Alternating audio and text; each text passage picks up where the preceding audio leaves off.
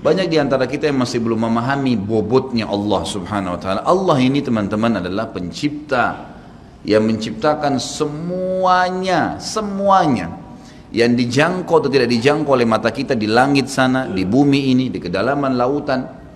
Bahkan Allah memperkenalkan dirinya dalam sebuah ayat yang sangat mulia. A'udzubillahi minasyaitonirrajim. Wa ma tasqutu min waraqatin illa ya'lamuha wa la habbatin fi dhulumatil ardi wa la ratbin wa la yabisin illa fi kitabim mubin. Tidak ada selembar daun yang jatuh dari sebuah pohon kecuali dia tahu, Allah tahu dari pohon mana, berapa kali dia tersentak, kemudian dia jatuh di sisi mana di tanah. Allah semua sudah tahu kapan dia jatuh, kapan daun itu tumbuh. Dan tidak ada biji yang basah ataupun kering di dalam bumi kecuali Allah sudah catat semuanya di Lauhil Mahfuz. Allah itu latif, lembut dan mengetahui segala sesuatunya. Basir, ya, atas melihat semua segala satunya. Allah Maha Kuasa. Makanya tingkat tertinggi dalam iman, dalam agama kita adalah setelah Islam, kalau dia cuma kerjakan rukun Islam saja namanya Muslim. Tapi kalau dia gabung dengan rukun iman yang 6, sudah mengerjakan sholat, zakat, puasa Ramadan, haji, kemudian diikuti dengan ke-6 rukun iman, yakin Allah perintahkan, yakin malaikat sedang menyaksikan dan mencatatnya, yakin ini diturunkan dalam kitab-kitab, kitab Al-Quran, yakin ini diperintahkan pada Rasul Nabi Muhammad SAW, yakin dia akan terima balasannya pada hari kiamat, maka dia ikuti dengan rukun iman, dan ini takdir baik, takdir buruk ada dicatatkan oleh Allah SWT, maka namanya mukmin. Tapi tingkat lebih tinggi lagi daripada itu, penggabungan antara rukun Islam, rukun iman, dan ada adab mengenal Allah, namanya ihsan.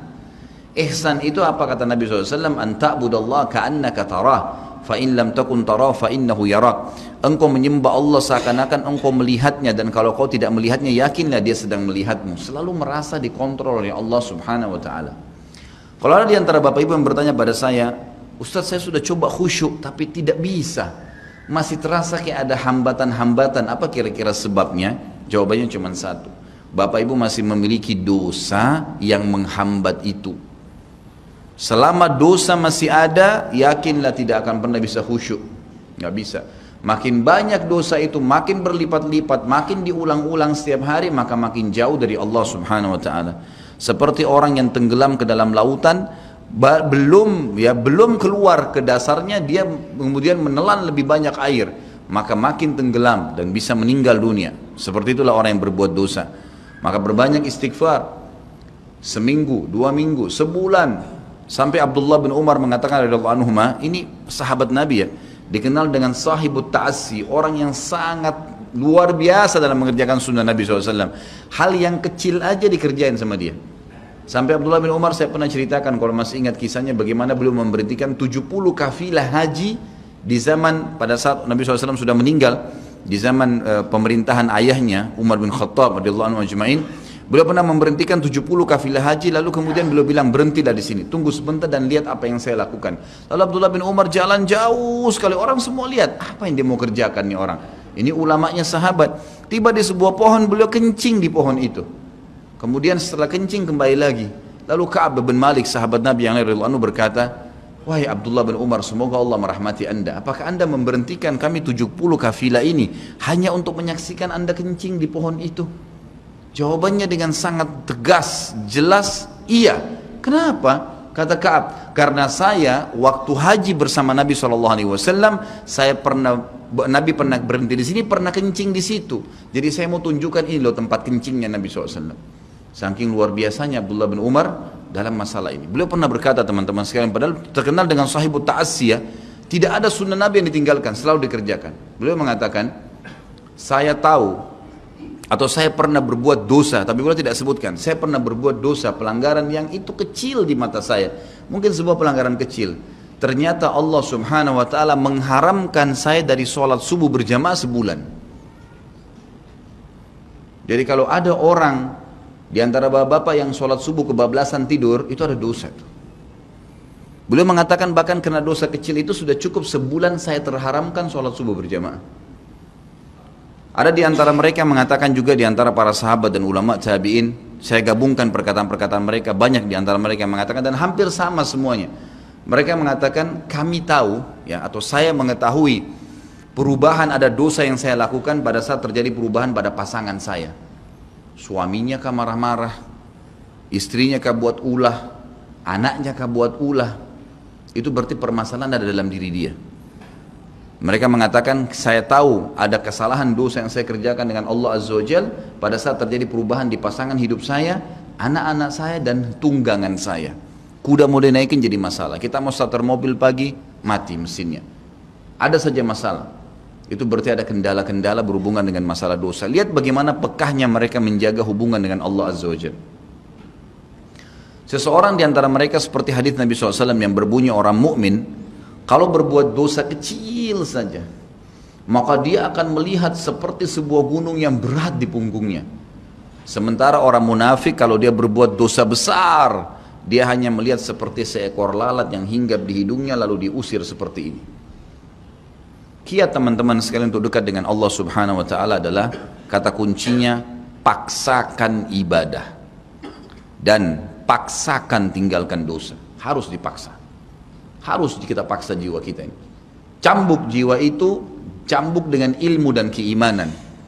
Mulai sekarang saya mau on time sholat di masjid, tidak mau ketinggalan. Apapun konsekuensinya, paksain. Sesuatu kalau sudah dipaksakan dan menjadi sebuah kebiasaan, akan enak dikerjakan. Otomatis. Tapi kalau kita kendor, sesekali saja dikerjakan, maka akan luluh seperti biasa umumnya. Begitu pula dengan dosa. Paksain diri untuk tinggalkan. Lihat yang haram, turunkan pandangan. Mau beli sesuatu, tahan tangan itu supaya tidak beli. Paksa. Nggak ada masalah kok. Tangan kita nggak putus kalau kita nggak beli DVD film yang tidak benar misalnya. Nggak masalah kok. Kuping kita nggak copot kalau kita nggak dengar musik misalnya. Alihkan ke Al-Quran. Syaitan goda, lawan. Jangan terus-menerus kendor imannya seperti kerupuk. Sedikit diramas sudah hancur. Ini jangan. Sampai kapan Bapak Ibu mau terus berlale-lale dalam jauh dari Allah SWT? Sementara iman itu levelnya sangat jauh. Makin kental, maka makin terus, sampai para ulama mengatakan kenikmatan iman akan terus dirasakan oleh seorang hamba selama dia terus mendeteksi dirinya dan juga dia berusaha bermuhasabah setiap detiknya. Ini sudah ketaatan bukan? Ini sudah ketaatan bukan? Ada kemaksiatan ditolak sama dia. Harus begitu. Dan harus kita mulai dengan diri kita sendiri dengan cara memaksanya. Gak bisa enggak. Kita kalau nggak paksa nggak mungkin. Harus Bapak Ibu sekalian. Orang lain telepon nanti kita atau lihat perubahan, kamu alimnya, ingat. Majelis ilmu seperti ini Bapak Ibu sekalian. Saya sering ulangi kalimat ini. Saya nggak datang jauh-jauh dari rumah saya ke sini untuk menghibur Bapak Ibu cerita dongeng atau hibur Bapak Ibu dulu sini sejam 2 jam. Ini bukan. Ini kita sedang bahas wahyu. Wahyu ini penyampaian dari Tuhan, Allah pencipta langit dan bumi untuk membawa pada perubahan. Kalau Anda hadir di majelis ilmu dan Anda pulang setelahnya terasa, ya kenapa ya, saya kayak merasa ada beban nih, kayak saya merasa bersalah, kadang-kadang kita menangis. Itu semua peringatan dari Allah SWT. Ambil, oh ini berarti kebaikan, itu kebaikan. Karena Allah mau dengan perasaan itu kita berubah. Ada perasaan untuk berbuat dosa jadi takut karena sudah ada di pengajian, itu tanda keimanan. Termotivasi untuk mengerjakan ibadah, hadir lagi di majelis, iya. Begitu teman-teman lihat, kamu alim ya sekarang, iya alhamdulillah, saya sangat bersyukur sama Allah. Jangan malu ucapin itu. Alhamdulillah saya berubah, saya merasa luar biasa, saya bersyukur sama Allah karena Allah masih bisa berikan keselamatan saya sebelum saya meninggal. Mudah-mudahan kamu juga bisa rasain ya keimanan saya. Motivasi dia supaya dia mau ikut. Ini enggak. Kamu sekarang alim ya, masa pakai jilbab begitu? Kenapa kamu pelihara jenggot? Masa azan harus selalu ke masjid? Kemudian, oh iya ya, udah sini aja sholat sama saya. Kendor, sholat di rumah. Kendor, ganti lagi kembali jilbabnya jilbab gaul dan seterusnya. Ini sampai kapan kita mau tergoda nih kira-kira? Waktu terus berjalan. Ingat, setiap peluang ibadah, Bapak Ibu sekalian ingat, Allah peringatkan Anda dan saya seperti cuma ini, penyampaian. Dan kita yang mengubah diri kita. Tidak mungkin saya mengontrol Anda satu-satu di rumah Anda, atau tidak mungkin Allah Subhanahu wa ta'ala menurunkan tangan dari langit. Tetapi Allah Subhanahu wa ta'ala memberikan kepada kita penyampaian dan berikan hati nurani untuk bisa menyentuh hati nurani kita agar kita melakukan, ya, mengerjakannya. Harusnya begitu. Jangan pernah malu untuk berubah menjadi orang lebih baik. Yang malu itu kalau kita menjadi orang lebih buruk. Ingat, peluang-peluang ibadah yang Anda sudah sia-siakan, wallahi Bapak Ibu sekalian, demi Allah Anda akan sesali nanti. Di hari kiamat nyesal, ya Allah, kenapa dulu saya nggak puasa Senin itu ya? Nyesal, ya Allah, kenapa dulu saya nggak sholat tahiyat masjid ya? Saya malah duduk di depan masjid cuma ngobrol-ngobrol. Ya Allah, kenapa dulu saya nggak maksimal bacanya cuma surah pendek ya? Kenapa nggak surah panjang ya? Ini ibadah saja bisa kita sesalin, apalagi kalau dosa, malah lebih parah itu. Menyesalnya luar biasa, tapi nggak ada gunanya.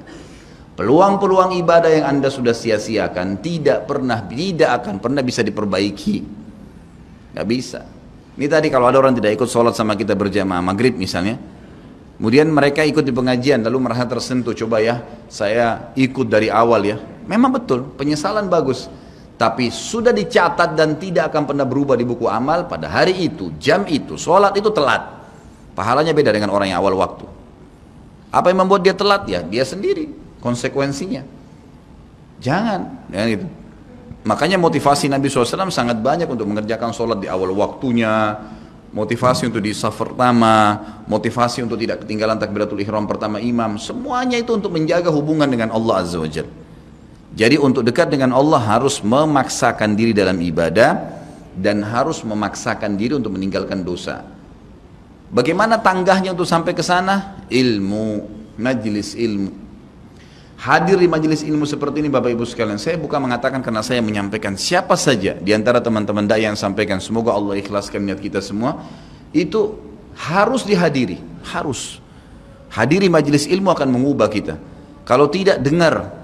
Bawa Walkman, bawa headset, bisa dengar di HP kita. Sekarang bisa daripada kita nonton. Orang banyak habisin pulsanya hanya nonton YouTube hal-hal yang tidak ada manfaatnya. Nonton ceramah tuh, dengarin. Sambil belanja, sambil macet di jalan, pasang headset di kuping. Kemudian kita dengarin ceramah-ceramah itu. Tambah ilmu dengan ilmu. Tidak ada kata cukup. Kata para ulama salaf, ilmu itu, ilmu syar'i yang merupakan tangga membawa kita kepada hubungan dengan Allah yang sangat baik, karena dengan keimanan akan muncul, iman akan muncul dengan ilmu itu, ya dia akan memberikan setengah hidupnya dengan cara kita membayar dia dengan seluruh hidup kita. Nggak bisa. Seminggu sekali itu nggak cukup, nggak cukup. Apalagi ada orang sebulan sekali, apalagi ada orang cuman kalau lagi ada waktu lowong, ini nggak bisa. Kita sibuk Bapak Ibu sekalian memberikan makan tubuh kita. Makan makanan, minum, macam-macam variasi. Betul untuk fisiknya sehat. Tapi ruhnya kurus, kerempeng, sakit. Itu luar biasa. Tapi kalau kita balik, fisik kita yang biasa, cukup kenyang sudah. Tapi ruh kita berikan kesehatan yang luar biasa. Orang kalau ruhnya yang sehat Bapak Ibu sekalian, semuanya jadi kecil buat dia. Julaibib radhiyallahu anhu sahabat Nabi itu, saking kecilnya badannya itu sampai diangkat oleh Nabi SAW dengan satu telapak tangan karena kecilnya badannya. Tapi di perang ya Uhud dia bisa membunuh 7 orang kafir. Tidak ada hubungannya dengan kecil badannya, tapi ruhnya kuat, besar. Waktu Nabi SAW balik dari perang Uhud dan terkalahkan oleh orang-orang kafir Quraisy dengan hikmah Allah Subhanahu Wa Taala, semua sahabat waktu itu mati syahid 70 orang. Di Uhud, sisa 630 orang bersama Nabi SAW, semuanya terluka. Dan minimal luka sahabat waktu itu minimal 7 luka. Sabetan pedang, hantaman tombak, sobekan, pokoknya luka semua sahabat. Sampai ada sahabat sudah nggak bisa jalan karena kakinya sobek, punggungnya sobek, dinaikin di kuda, tiba di rumah tinggal dibaringin. Lihat bagaimana para sahabat mengetahui bagaimana hubungannya dengan Allah Subhanahu Wa Taala dengan ilmu yang sudah tertanam yang Nabi SAW tanamkan dalam hati mereka, bisa mengubah segala sesuatu. Subhanallah, tiba pulang menjelang maghrib ke kota Madinah, istirahatlah para sahabat ini, mereka lagi obatin obat luka mereka. Nabi SAW dapat wahyu menyuruh Nabi SAW dan para sahabat keluar mengejar Quraisy. Quraisy ini jumlahnya waktu itu ya 1.000 orang, 3.000 orang pasukan Quraisy, yang terbunuh cuma sekian belas saja mereka. Dan mereka sudah merasa bangga dan pulang ke kota Madinah, pulang meninggalkan Madinah, karena Uhud itu dekat Madinah. Kemudian mereka bangga dengan itu. Keesokan paginya habis sholat subuh kata Nabi SAW, wahai sahabat-sahabatku, Allah Azza wa Jalla memerintahkan kita untuk mengejar Quraisy. Maka pulanglah masing-masing kalian di suku kalian, lalu motivasi siapapun yang ikut kemarin di Uhud, semua, mau sakit, mau enggak, mau luka, mau enggak, tapi ini luka semua nih. Minimal punya 7 luka ya. Kita kadang-kadang mungkin kuku kita kecabut aja sudah susah ke masjid. Ini sabetan pedang, sobek, rusak semua tubuh mereka. Dikatakan dalam riwayat sampai para sahabat ada yang tidak bisa ngomong karena sudah kesakitan yang luar biasa.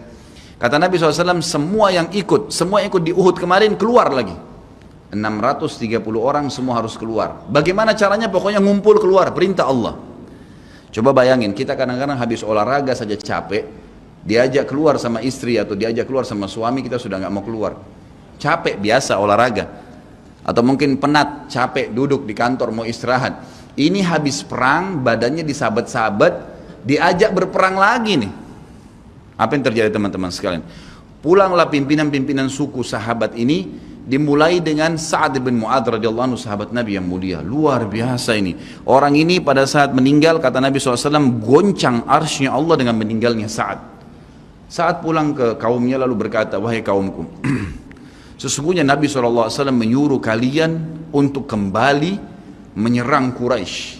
Pada saat itu mereka lagi kumpul saling ngobatin luka, dan di depan mereka yang saling ngobatin luka itu adalah Usaid bin Khudair, sahabat Nabi yang mulia. Ini sahabat Nabi yang satu dari Aus ini, kalau membaca Al-Quran malaikat turun dari langit dengarin bacaannya. Luar biasa. Lagi ngobatin lukanya sambil dia berkata, waktu dikatakan Nabi SAW menyuruh kalian mengejar Quraisy, kata Usaid bin Khudair lagi ngobatin lukanya, sami'na wa ata'na, kami dengar dan kami patuh, ditinggalin lukanya. Lalu seluruh suku itu saling nopang satu sama yang lain, mendatangi masjid Nabi SAW untuk ikut berperang lagi. Nggak ada satupun yang tinggal. Ada yang luar biasa, saya terus terang nangis waktu dengar kisah itu, luar biasa. Dua orang anak muda Ansar, saya setiap kenang kisah ini selalu nangis, nggak bisa tahan karena luar biasa. Anak dua orang ini belasan tahun umurnya, dan dua-duanya nggak bisa jalan, Bapak Ibu sekalian, nggak bisa jalan. Luar biasa. Sudah sobek kakinya, sobek punggungnya, bahkan dikatakan di bagian leher ada irisan, di bagian lehernya ada irisan, gitu kan. Kesakitan. Dua-dua ini diturunkan dari kuda, ditidurkan, adik kakak nih. Tapi saya tidak ingat, namanya tidak disebutkan dalam kisah, tapi ini kisah luar biasa. Dan kemarin kebetulan Imam Masjid Haram atau saya lagi umroh nyebutin kisah itu juga. Hampir satu masjid orang menangis mendengarkan kisahnya. Dia mengatakan, waktu sampai ke telinga adik kakak ini umurnya belasan tahun ya, di bawah 20 tahun. Kalau Nabi SAW memanggil seluruh yang hadir di Uhud untuk kembali berperang. Ini mereka nggak bisa jalan nih. Si kakak bilang sama adiknya, kita nggak bisa tinggal di sini nih. Rasulullah SAW sudah memanggil kita untuk menjawab panggilan Allah. Kata adiknya, bagaimana caranya kita merangkak? Bagaimana caranya kita ke sana? Nggak ada yang bisa nopang. Ini berdua lagi sakit. Mereka cuma tinggal sama ibunya. Lalu berkata si kakak, sekali saya seret kamu, sekali kamu seret saya. Mereka saling seret satu sama yang lain, Bapak Ibu sekalian, sampai di hadapan masjid Nabi SAW. Lihat bagaimana iman mereka kepada Allah Subhanahu Wa Taala, luar biasa. Dan ini tidak bisa kecuali kalau dipaksakan. Kalau tidak dipaksakan nggak bisa. Semoga Allah SWT jadikan kita orang yang selalu memaksakan diri untuk ibadah. Karena kalau tidak, kita nggak paksakan, kita akan mati dalam keadaan konyol dan menyesal, karena tingkatan-tingkatan di surga akan hilang. Percuma. Baik, saya bacakan pasal kedua. Adab terhadap Allah Subhanahu Wa Taala. Seorang muslim hendaknya melihat segala sesuatu yang telah diberikan Allah kepadanya dengan tiada terhingga, yakni berupa kenikmatan yang tak terhitung. Terlindungnya dia pada saat menempel di dalam rahim ibunya, ketika berupa nutfah atau air mani, menentukan perjalanan hidupnya hingga hari bertemu dengan Rabb-nya Allah Azza wa Jal. Hendaknya ia bersyukur kepada Allah atas nikmat itu dengan lisannya, yakni memuji dan menyanjung Allah secara semestinya. Juga bersyukur kepada Allah dengan anggota badan, dengan cara menggunakannya di dalam ketaatan kepada Allah Subhanahu Wa Taala. Karena mengingkari nikmat, tidak mengakui kelebihan yang diberikan Allah, mengingkarinya beserta kebaikannya, bukanlah termasuk adab kepada Allah. Sebagaimana Allah berfirman dalam surah An-Nahl ayat 53, A'udzubillahi minasyaitonirrajim. Wa ma bikum min ni'matin faminallah. Dan apa saja nikmat yang ada padamu, maka itu dari Allah datangnya. Dalam surah An-Nahl ayat 18 Allah berfirman, A'udzubillahi minasyaitonirrajim, wa in ta'uddu ni'matallahi la tuhsuha. Dan jika kalian menghitung-hitung nikmat Allah, maka kalian tidak akan mampu untuk menghitungnya. Begitu banyak nikmatnya Allah, Bapak Ibu sekalian. Kita berbuat maksiat, pelanggaran-pelanggaran, tapi Allah masih bisa memberikan kita oksigen gratis. Cahaya masih bisa ditangkap oleh mata kita. Telinga kita masih bisa menangkap suara sehingga mengetahui apa yang diinginkan oleh kita. Setelah bertahun-tahun berbuat dosa, dengan taubat kepada Allah, Allah bisa ampuni. Itu luar biasa. Nikmat Allah tidak bisa terhitung. Rugilah orang-orang yang tidak menyembah Allah Subhanahu Wa Taala. Dan kalau seandainya, kata Ibnu Taimiyah rahimahullah, Orang-orang yang bermaksiat kepada Allah itu tahu bagaimana nikmatnya keimanan yang ada dalam hati kami ini, sehingga kami bisa menangis dan kami bisa merasakan dekatnya dengan Allah, bahkan merindukan surga dan selalu merasa diri jauh dari neraka. Maka niscaya mereka akan membelah dada-dada kami dan mengambil keimanan itu, karena mereka tidak akan pernah merasakannya.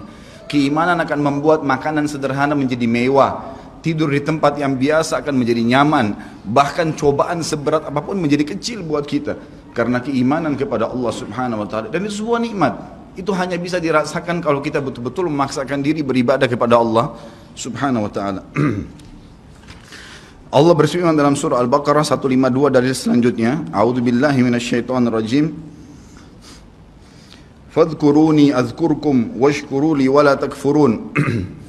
Ingatlah selalu aku, kata Allah. Selalulah berzikir, selalulah patuh, selalulah kerjakan ketaatan-ketaatan, nikmatilah yang halal, jauhilah yang dilarang, maka aku akan ingat kepada kalian.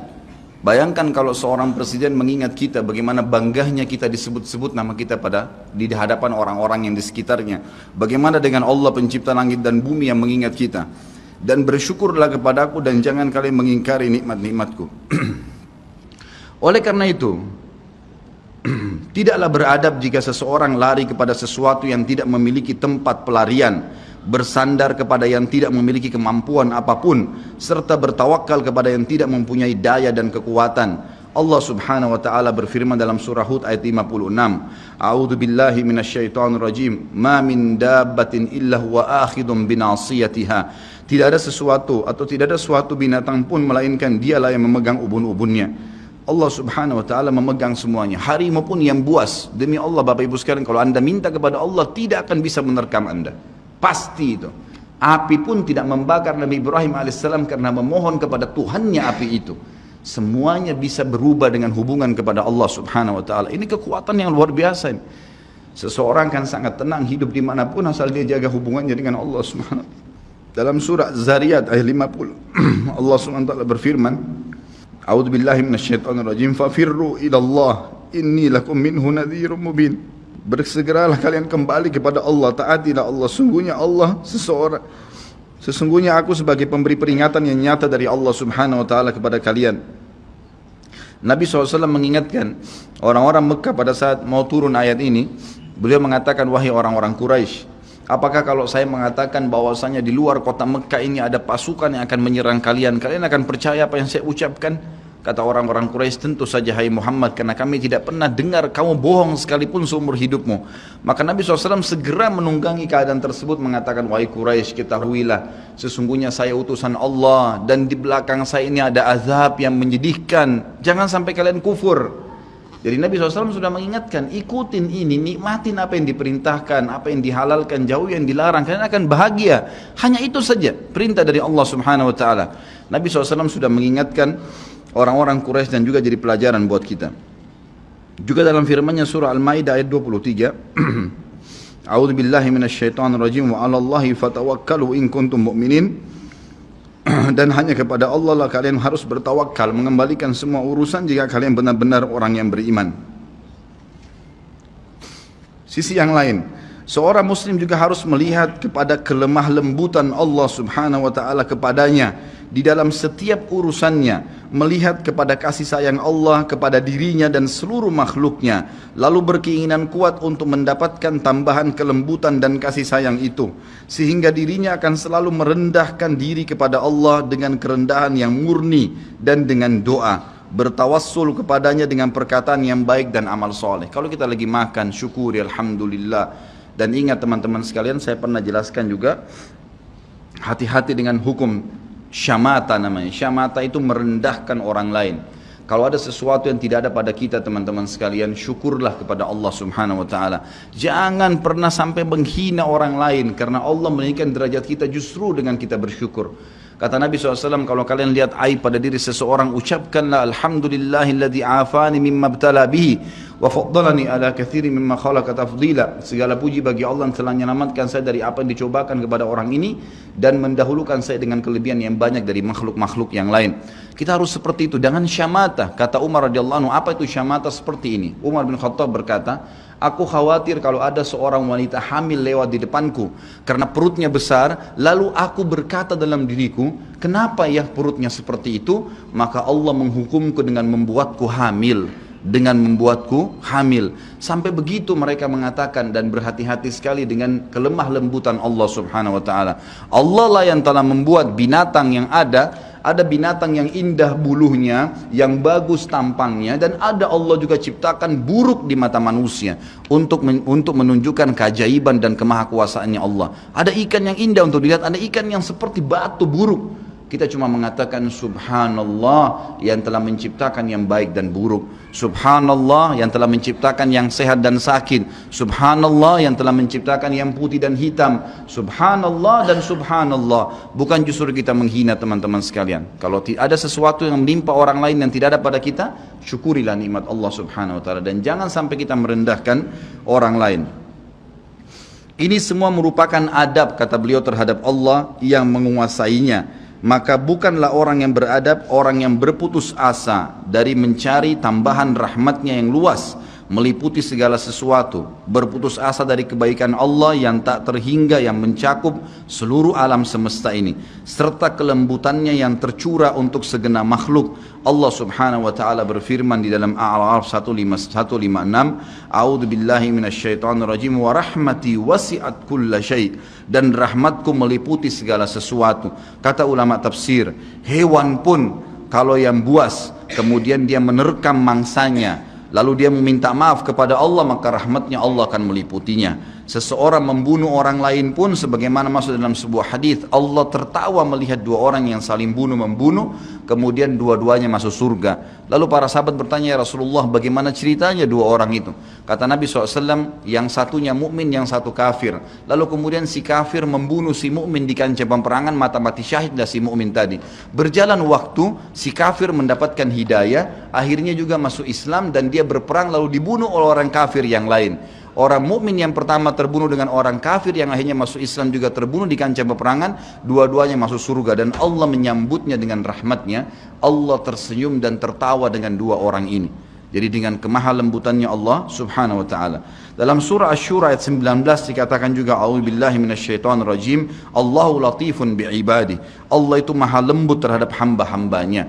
Makanya dalam hadis yang lain dikatakan, ma nazala linu fi syai'in illa zana. Tidak ada sesuatu dikemasi dengan kelemah lembutan kecuali akan menghiasinya. Dikatakan Allah latif, Allah itu lembut, yuhibbul lutf, dia suka dengan kelemah lembutan, gitu kan. Wa ma nuzi'a min syai'in illa syana. Tidak ada sesuatu diangkat darinya kelemah lembutan kecuali akan merusaknya. Tidak ada manfaatnya mencak-mencak, marah-marah tuh. Emosi habisin waktu-waktu kecuali dalam pelanggaran agama saja. Tapi kalau bukan pelanggaran agama, maka jangan, tidak perlu semua. Dikatakan dalam hadis Bukhari, Nabi SAW kalau berhubungan dengan hak beliau urusan dunia, semuanya ditoleransi. Tapi kalau sudah berhubungan dengan hak Allah subhanahu wa ta'ala, barulah beliau tegas. Ya, ini sifat Nabi Muhammad SAW. Kita baca dua ayat lagi baru kita tutup. Sudah masuk waktu? Surah Yusuf ayat 87, A'udzu billahi minasyaitonir rajim, la tai'asu mir rauhillah. Janganlah kalian putus asa dari rahmat Allah. Sebagaimana hadis tentang orang yang membunuh 99 jiwa, kemudian dia datang kepada seseorang abid, orang ibadah tapi tidak punya ilmu. Apakah Allah masih akan ampuni saya? Dia mengatakan tidak mungkin. Kamu membunuh 99 jiwa. Lalu kemudian dia membunuh orang itu, kata Nabi SAW, digenapkan 100. Kemudian dia menemui seorang yang alim, lalu dia bertanya, apakah Allah masih ampuni saya dengan 100 orang yang sudah saya bunuh? Maka kata orang tersebut, tentu saja. Allah rahmatnya telah meliputi segala satunya. Allah akan terima taubat, maka dia bertaubat. Pada saat dia bertaubat orang tersebut kepada Allah SWT, lalu dia mau pulang setelah bertaubat, lalu dia meninggal tengah jalan. Kata Nabi SAW, Allah mengutus dua malaikat, satu malaikat rahmat, satu malaikat azab. Malaikat rahmat akan membawa ruhnya yang memperlihatkan taman dari taman surga, dan malaikat azab memperlihatkan lubang dari lubang neraka. Maka datanglah malaikat yang ketiga menghakimi di antara keduanya, lalu kemudian malaikat ini mengatakan, yang datang ketiga yang menghakimi dua malaikat yang sedang memperebutkan orang yang tadi baru taubat ini, ukurlah jejak kakinya. Maka diukur, ternyata jalan menuju ke tempat taubatnya itu lebih satu jengkal kaki. Ya, satu jengkal kaki saja. Maka dengan itu Allah masukkan dia ke dalam surga. 100 jiwa sudah dibunuh teman-teman sekalian. Ini bukan main-main. Dosa yang sangat besar tapi rahmat Allah sangat luas. Az-Zumar ayat 53 kata Allah Subhanahu wa taala juga, a'udzubillahi minasyaitonir rajim, wala taqnatu mir rahmatillah. Jangan pernah putus asa dari rahmat Allah Subhanahu wa taala. Paragraf terakhir yang saya bacakan, nanti insya Allah kita lanjutkan setelah sholat ba'diyah isya. Seorang muslim harus melihat bagaimana dahsyatnya siksaan Rabbnya. Allah SWT maha lembut, tapi jangan lupa Allah azabnya sangat pedih.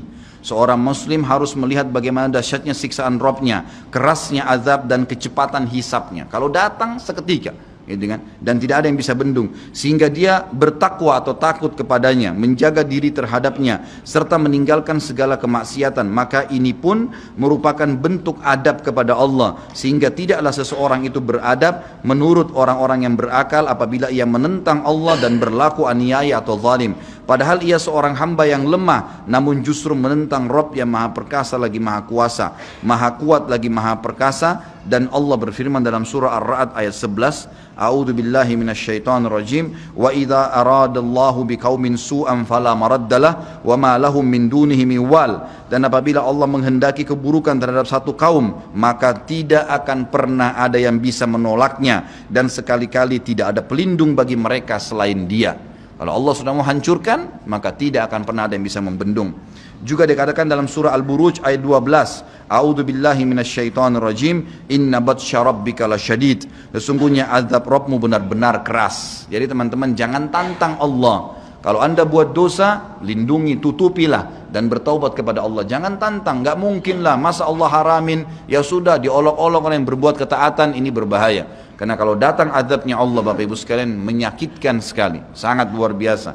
Saya sarankan juga anda bisa ya melihat di YouTube azab-azab Allah, itu akan banyak cuplikan yang orang-orang memang kena kutukan dari Allah Subhanahu wa taala. Bisa mudah-mudahan menambah iman kita. Ayat yang terakhir adalah surah Al-Imran ayat 4 yang bunyinya, A'udzu billahi minasyaitonir rajim, wallahu azizun dzuntiqam. Allah itu maha perkasa, maha mulia, dan Allah mempunyai balasan siksaan yang sangat keras. Ingat, Allah memang maha pengampun, tapi Allah juga dari sisi lain azabnya sangat keras. Maka harus hati-hati Bapak Ibu sekalian dalam menjaga hubungan dengan Allah Subhanahu wa taala. Nanti kita lanjutkan lagi dengan yang tersisa setelah sholat.